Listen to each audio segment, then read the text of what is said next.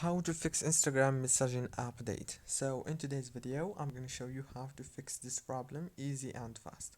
First thing you have to do is open the settings on your phone and then scroll until you find the apps manager. Go to the apps right here and then wait a few seconds. It will start loading the apps that you have on your phone. Scroll until you find Instagram and then click on it. When you click on it, it will take you to the app informations page.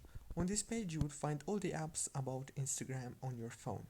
So make sure to click here on force stop. That's the first step to fix the problem, and then go down here to the data usage, go to the network access options and disable the Wi-Fi and the mobile data and enable them again.